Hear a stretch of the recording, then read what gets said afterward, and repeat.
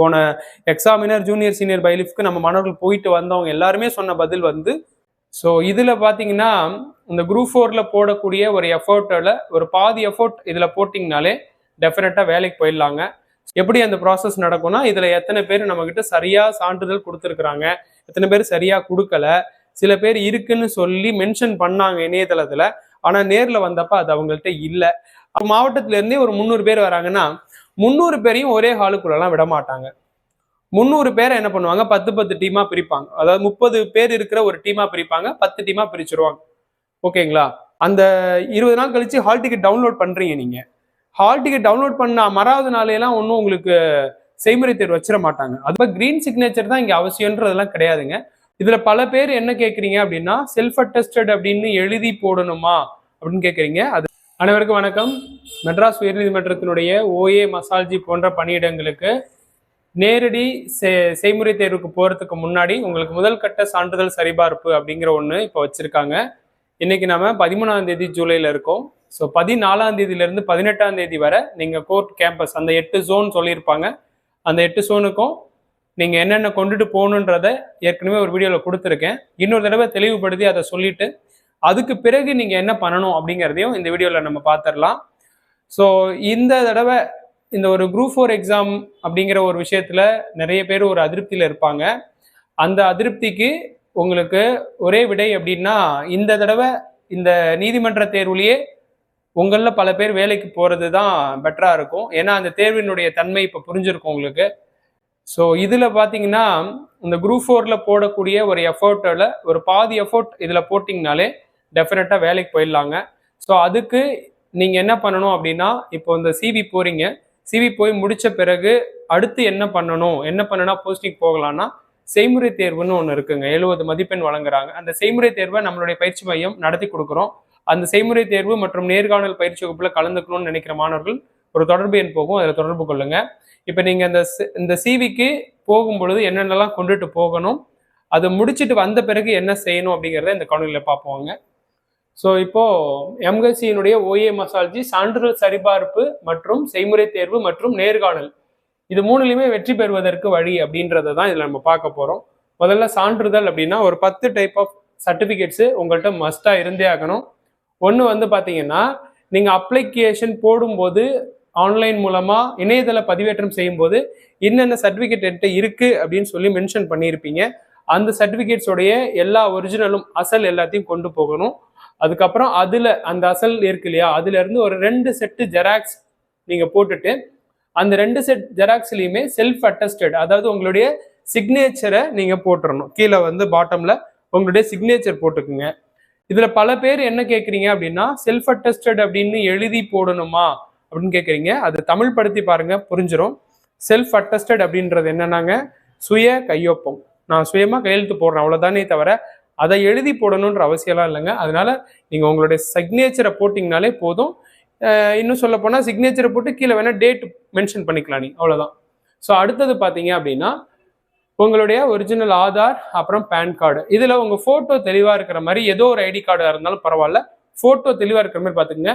என்ன காரணம்னா, சில பேரோட ஆதார் கார்டில் ஃபோட்டோ தெளிவாக இருக்காது, அதனால ஃபோட்டோ வந்து தெளிவாக இருக்கிற மாதிரி பார்த்துக்குங்க. அதுக்கப்புறம் டேட் ஆஃப் பர்த் சர்டிஃபிகேட்னா பிறப்பு சான்றிதழை ஷார்ட்டாக அப்படி எழுதியிருக்கேன். பிறப்பு சான்றிதழ் பல பேர் வச்சிருப்பீங்க, எடுத்துகிட்டு போகலாம். இல்லாதவங்க எஸ்எஸ்எல்சி சர்டிஃபிகேட்ஸில் மார்க் ஷீட்டோ டிசியோ அப்படி இருந்தால் எடுத்துகிட்டு போகலாம். இதில் டிசி மென்ஷன் பண்ணியிருக்க மாட்டேன், அதை இங்கேயே சொல்லிடுறேன். நீங்கள் என்ன ஸ்டடீஸ் முடிச்சிருக்கீங்களோ அதோட டிசி, அது காலேஜ் படிப்பாக இருந்தாலும் சரி, டிப்ளமோவாக இருந்தாலும் சரி, இல்லை ஐடிஐயாக இருந்தாலும் சரி, இல்லை 12th இருந்தாலும் சரி, டிசி எடுத்துகிட்டு போங்க. அப்புறம் இதில் சில பேருக்கு பார்த்தீங்கன்னா இஎஸ்எஸ்எல்சி சர்டிஃபிகேட் வச்சுருந்தீங்கன்னா அதையும் எடுத்துகிட்டு போகலாம். இஎஸ்எஸ்எல்சி அப்படின்னு சொல்லுவோம், இஎஸ்எல்சின்னே சொல்லலாம். இதை இந்த மாதிரி இருக்கிற ஒரு சர்டிஃபிகேட்ஸையும் நீங்கள் எடுத்துகிட்டு போகலாம். இது வந்து 8ஆம் வகுப்பினுடைய மதிப்பெண் சான்றிதழ். இந்த 8ஆம் வகுப்பு மதிப்பெண் சான்றிதழ் பல நபர்கள்ட்ட இருக்காது, இது பெரும்பாலும் கேட்குறதும் கிடையாது. இருந்தாலும் உங்கள்கிட்ட இப்போ சில பேர்த்துக்கிட்ட 2 சர்டிஃபிகேட்ஸு ஒன்றாவே இருக்குது, இல்லை வந்து சர்டிஃபிகேட்ஸு வச்சு எஸ்டிமேட் பண்ணணும்னு முடிவெடுக்கும் போது மட்டும் அவங்க என்ன பண்ணுவாங்கன்னா, இஎஸ்எஸ்எல்சி உங்கள்கிட்ட இருக்கான்னு கேட்குறாங்க அப்படின்னா இல்லை அப்படின்னு நம்ம பதில் சொல்கிறோம். இன்னொருத்தர் இருக்குங்கிறாருன்னா அப்போ அவருக்கு போனஸ் மார்க் கொடுக்கலான்னு எதிர்பார்ப்பாங்கல்ல, இதுக்கு மார்க் கிடையாது, ஆனாலும் அவர் எடுக்கலாம் உங்களை எடுக்கிறதுக்கு பதிலாக அப்படின்ற மாதிரி யோசிக்க தோணும். அதுக்காக என்ன பண்ணலாம் அப்படின்னா, இந்த இஎஸ்எஸ்எல்சி வாங்குறது கொஞ்சம் ஈஸி தாங்க. எப்படின்னா, நீங்க 8th ஸ்டாண்டர்ட் எந்த பள்ளிக்கூடத்துல படிச்சீங்களோ அந்த பள்ளிக்கூடத்துக்கு நீங்க போகணும். நீங்க 8th படிச்ச இயர் இருக்கும்ல, அந்த இயரை நீங்க இப்ப இருக்கிற ஹெச்எம் கிட்ட சொல்லி, இந்த மாதிரி எனக்கு அந்த சர்டிபிகேட்ஸ் வேணும் அப்படின்னு சொன்னீங்கன்னா, நீங்க படிச்ச டைம்ல எல்லாம் என்ன பண்ண மாட்டாங்கன்னா, மார்க் ஷீட்டா பிரிண்ட் பண்ணி எல்லாம் தந்திருக்க மாட்டாங்க. அப்பெல்லாம் வந்து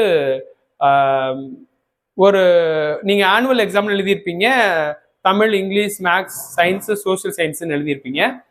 அப்போ என்ன பண்ணியிருப்பாங்க அப்படின்னா, ஆனுவல் எக்ஸாம்ல உங்க மார்க் மென்ஷன் பண்ணி நீங்க படிச்ச இயர்ல டிசி கிரியேட் பண்ணியிருப்பாங்க.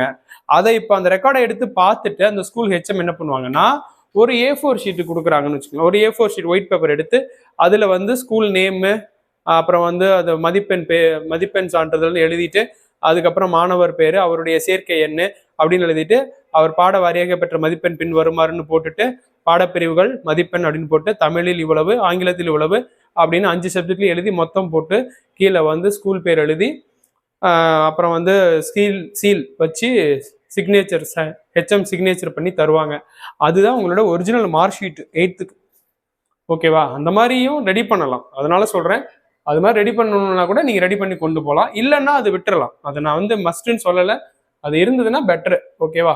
ஸோ அதுக்கப்புறம் பார்த்தீங்கன்னா கம்யூனிட்டி சர்டிஃபிகேட் வாங்கி 10 இயர்ஸ்க்கு மேலே ஆச்சுன்னா அதை புதுப்பிச்சு எடுத்துட்டு போங்க. இல்லை 10 இயர்ஸ்க்குள்ள தான் இருக்கு அப்படின்னா அதை நீங்க வச்சுக்கலாம். அதுக்கப்புறம் அனைத்து கல்வி சான்றிதழ்களில் உங்களுடைய இப்போ வரைக்கும் படிச்சிருக்கிற டிகிரி சர்டிஃபிகேட்ஸ் எல்லாமே வச்சிருக்கலாம். என்ன டிகிரி படிச்சிருந்தாலும் வைக்கலாம். இல்லைங்க இது 8th லெவல் தானே, இதுக்கு நான் டிகிரி லெவல் காட்டலையே அப்ளிகேஷன் போடும்போதுன்னா கூட அது வந்து பெரிய இஷ்யூவா இருக்காது. நீங்க எடுத்துட்டு போங்க. சிவிக்கு அவ்வளோ பெரிய ஒரு பயம்லாம் நீங்க பயப்பட தேவையில்ல. சிவிங்கிறது என்னன்னா, நீங்க பதிவு பண்ணின பொழுது என்னென்ன இருக்குன்னு சொல்லியிருக்கீங்களோ அதோட ஒரிஜினல்ஸ் எல்லாம் இருக்குதா, இல்லை டூப்ளிகேட்டடா ரெடி பண்ணியிருக்காங்களான்னு செக் பண்ற ஒரு ப்ராசஸ் தான்.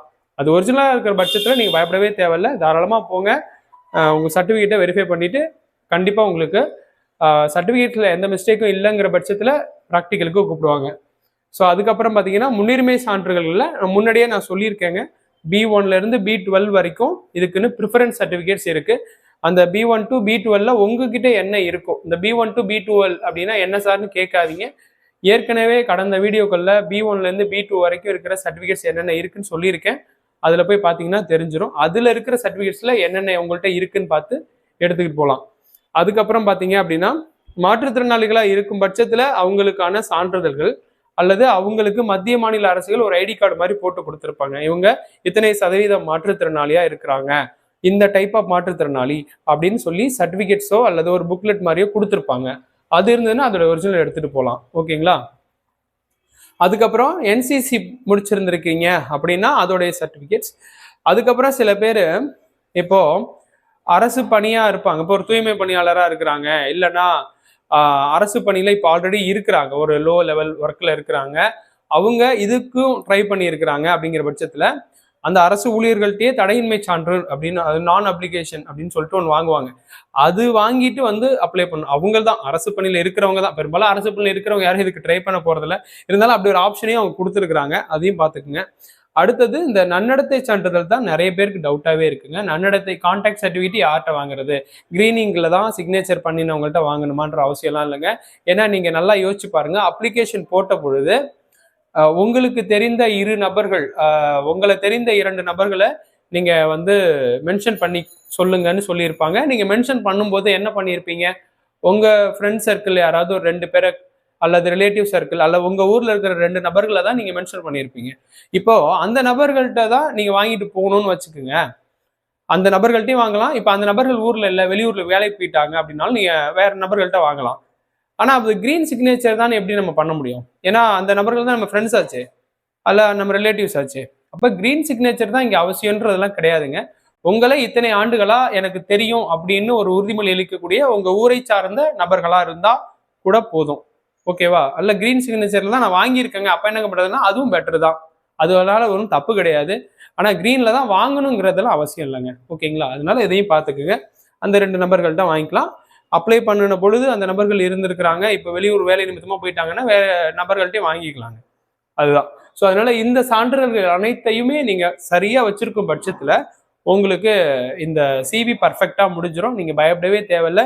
உங்களுக்கு செய்முறை தேர்வுக்கான அழைப்பானை டெஃபினட்டா போடுவாங்க.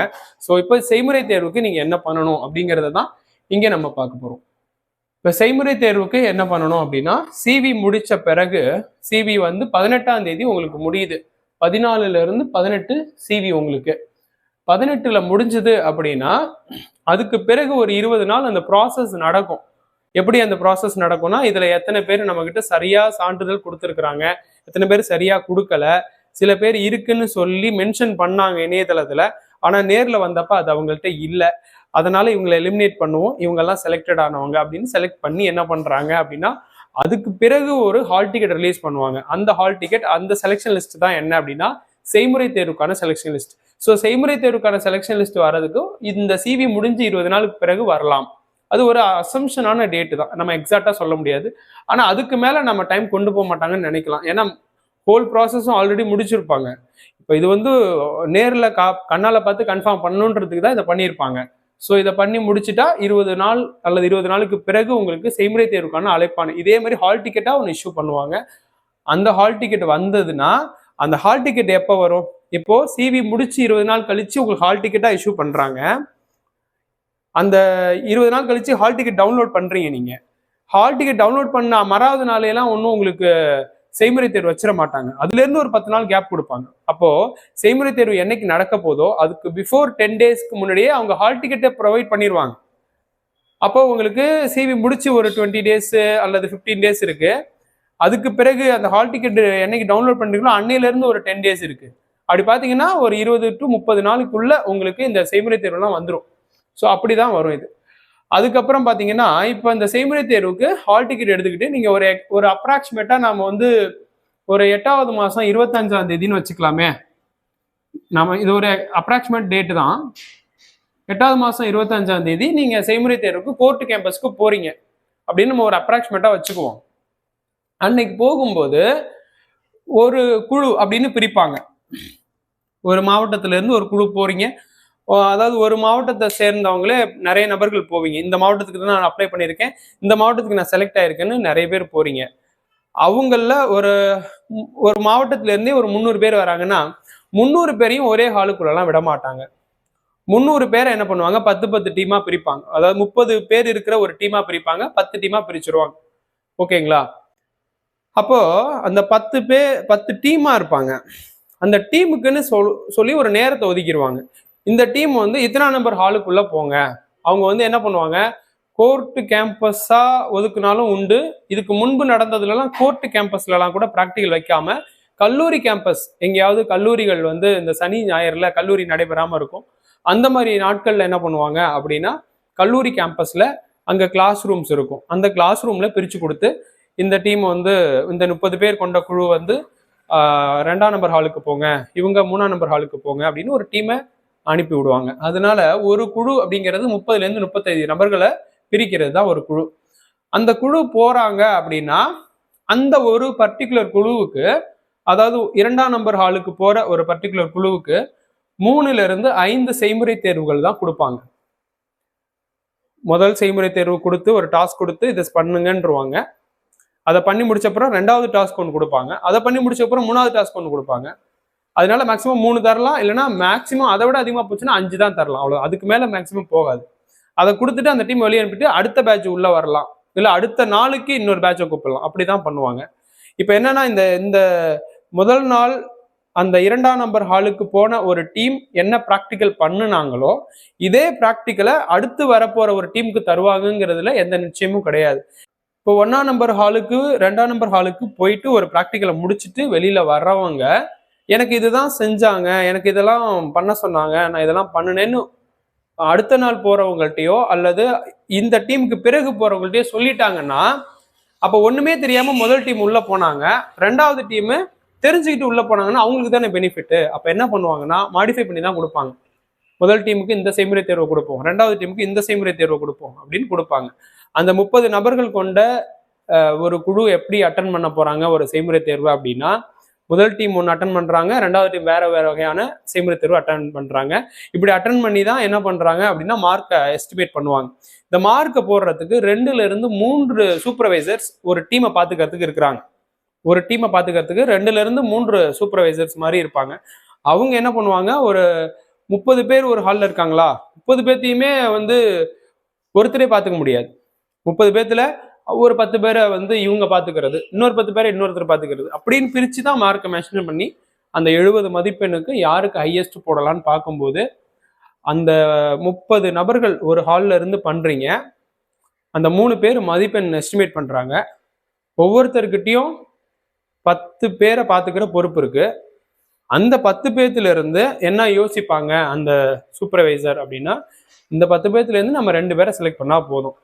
அந்த 2 பேர் நல்ல பெர்ஃபார்மன்ஸ் பண்றவங்களா இருக்கிறாங்களா, அந்த செய்முறையை வந்து சரியா பண்றாங்களா, நேர்த்தியா பண்றாங்களா, டைமிங்குள்ள முடிக்கிறாங்களா, டயர்டாகாம இருக்கிறாங்களா, அந்த ஃபேஸ்ல வந்து அந்த டல்னஸ் இல்லாம இருக்கா, அந்த முகசுளிப்பு இல்லாம இருக்கா, இது எல்லாத்தையும் பார்த்துட்டு அந்த ஒரு 10 பேர்த்துல இருந்து நான் 10 பேரை பார்த்துக்கிட்டேன். நான் பார்த்த 10 பேர்த்துல இருந்து இந்த 2 பேர் ஒர்த்து, ஓகே செலக்ட் பண்ண. அடுத்த ஆள் இன்னும் 2 பேரை செலக்ட் பண்றாங்க, அடுத்த நபர் இன்னும் 2 பேரை செலக்ட் பண்றாங்க. அப்ப 30 பேர் போறீங்கன்னா ஒரு 6ல இருந்து 8 பேரை மட்டும் செலக்ட் பண்ணி அந்த 30 பேர்த்துல இருந்து உங்களை இன்டர்வியூ கூப்பிடுவாங்க.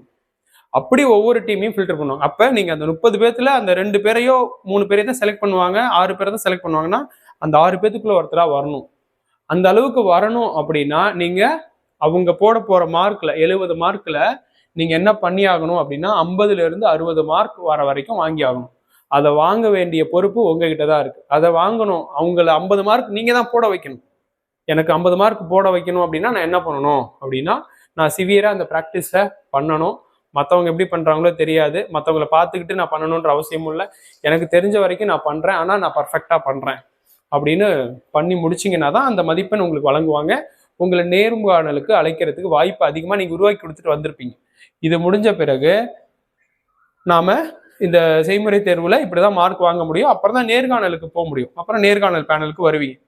இப்ப இந்த மாதிரி நான் வாங்கணும்னா என்னங்க பண்றதுனா தான் அதுக்கு தான் நாம என்ன பண்றோம் அப்படின்னா, இதுக்கு முன்பு நடந்த செய்முறை தேர்வுகள் என்னென்ன நடந்ததுன்னு அனலைஸ் பண்ணி, முன்பு போய் அட்டன் பண்ணிட்டு வந்த மாணவர்கள்ட்ட இருந்து விசாரிச்சு, அதுக்கப்புறம் நடக்குவதற்கு வாய்ப்பு இருக்குன்னு சொல்லி சில செய்முறை தேர்வுகளை யோசிச்சு 50 வகையான செய்முறை தேர்வுகள் நம்ம கொடுக்குறோம். நம்ம பயிற்சி மையம் கொடுக்குறோம். இந்த செய்முறை தேர்வுல கலந்துக்கிறவங்களுக்கு ஓரளவுக்கு சக்சஸ்க்கான வாய்ப்பு இருக்கு. என்ன காரணம் சொல்றோம் அப்படின்னா, இதுக்கு முன்னாடி உங்க கூட அந்த 8th ஸ்டாண்டர்ட் லெவல் எக்ஸாமுக்கு முன்னாடி 10th லெவல்னு ஒன்று எழுதியிருப்பாங்க. Examiner junior senior bailiff. இந்த வீடியோ பார்க்குறவங்களே கூட நீங்கள் எழுதியிருக்கலாம்.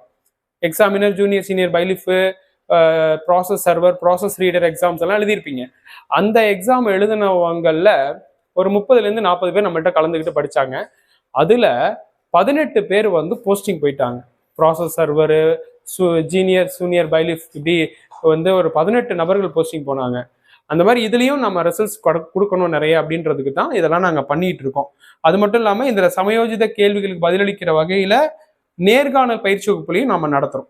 ஸோ இந்த பயிற்சி வகுப்பில் கலந்துக்கணுங்கிறவங்களும் கீழே ஒரு தொடர்பு எண் போகும், தொடர்பு கொள்ளுங்க. அப்போ தான் இந்த மார்க் அதிகமாக வாங்க முடியும். இல்லை நீங்களே செல்ஃபாக ப்ராக்டிஸ் பண்ணாலும் ஓகே தான். ஆனால் இதெல்லாம் பண்ணினீங்கன்னா டெஃபினட்டாக கிடைக்கும். ஸோ அதுக்கு பிறகு அந்த நேர்காணல் வாய்ப்புக்கு உங்களுக்கு ஹால் டிக்கெட் அனுப்புவாங்க. அதுக்கு ஒரு ஹால் டிக்கெட் தனியாக வரும். இதில் மார்க் வாங்கின பிறகு தான் அந்த ஹால் டிக்கெட் இஷ்யூ பண்ணுவாங்க.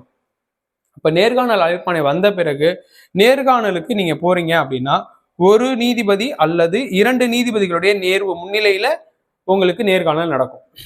போன எக்ஸாமினர் ஜூனியர் சீனியர் பைலிஃப்க்கு நம்ம மாணவர்கள் போயிட்டு வந்தவங்க எல்லாருமே சொன்ன பதில் வந்து மேக்சிமம் ஒரு ஜட்ஜஸ் தான் இருக்கிறாங்க. நான் போனேன், என்ன ஒரு ஜட்ஜி தான் உட்கார வச்சு இன்டர்வியூ பண்ணாருன்னு தான் சொல்லியிருக்கிறாங்க. யாரோ ஒரு சில பேருக்கு மட்டும்தான் 2 நபர்கள் இருக்கிற ஜட்ஜி பேனல் இருந்திருக்கு. அதனால நீங்க போகும்போதும் ஒரு ஜட்ஜி பேனல் இருக்கதா மேக்சிமம் வாய்ப்பு இருக்கு. அந்த ஒரு ஜட்ஜி பேனல் என்ன பண்ணுவாங்க அப்படின்னா, உங்களை ஒரு 5ல இருந்து 10 நிமிஷம் உட்கார வச்சு கேள்வி கேட்குறாங்க. அதுல என்னென்ன மாதிரியான கேள்விகள்லாம் கேட்க போறாங்க அப்படிங்கிறதையும் நாம என்ன பண்றோம், பயிற்சி மூலமா கொடுத்துக்கிட்டே இருக்கிறோம். கேட்க போறாங்கன்னா அவங்க கேட்கறத எக்ஸாக்டா சொல்ல முடியாது. எப்படி கேட்டாலும் நீங்க எப்படி பதில் சொன்னால் அந்த பதில் சொல்ற விதத்தை மாத்திக்கிட்டா உங்களுக்கு போஸ்டிங் கிடைக்கும் அப்படிங்கிறத நம்ம கத்துத்தரோம். அதுல இந்த சமயோஜித கேள்விகளும் சில இது அடக்கம். அந்த மாதிரி நீங்க பதில் சொல்லும் பட்சத்துல அந்த நீதிபதிகள் என்ன பண்றாங்கன்னா 30 மதிப்பெண் உங்களுக்கு வழங்குறாங்க. அந்த 30க்கு மேக்சிமம் நீங்க வந்து ஒரு 15ஓ 20ஓ அல்லது 20க்கு மேற்பட்ட மதிப்பெண்களோ நேர்காணல்ல பெறும் பட்சத்துல உங்களுக்கு நீங்க எழுத்து தேர்வுல பெற்ற மதிப்பெண், அதுக்கப்புறம் செய்முறை தேர்வுல பெற்ற மதிப்பெண், அதுக்கப்புறம் நேர்காணலில் பெற்ற மதிப்பெண், அதுக்கு பிறகு உங்களுடைய பிரியாரிட்டிக்கு கொடுக்க போற வேல்யூ, இதெல்லாம் வச்சு என்ன பண்றாங்க அப்படின்னா உங்களுக்கு போஸ்டிங் அலாட் பண்ணுவாங்க. அதனால இதுக்கான போஸ்டிங் அப்படிங்கிறது மேக்சிமம் நீங்க 10வது மாசமே ரீச் பண்ணிடுவீங்க. 10 to 11 இதுக்குள்ள ரீச் பண்ணிடுவீங்க போஸ்டிங்க. ஓகேவா? இதை தாண்டி அதிகமாக மேக்ஸிமம் போகாது. ஓகே, ஸோ அதனால இந்த ஒரு தேர்வுங்கிறது இப்படிதாங்க நடக்கும். இந்த தேர்வுல நீங்க வெற்றி பெறுவதற்கு நம்ம பயிற்சி மையம் சார்பாக உங்களுக்கு வாழ்த்துக்களையும் தெரிவிச்சுக்கிறோம். இது மாதிரி அடுத்து ஒரு பயனுள்ள வீடியோவோட சந்திக்கிறேன். நன்றி, வணக்கம்.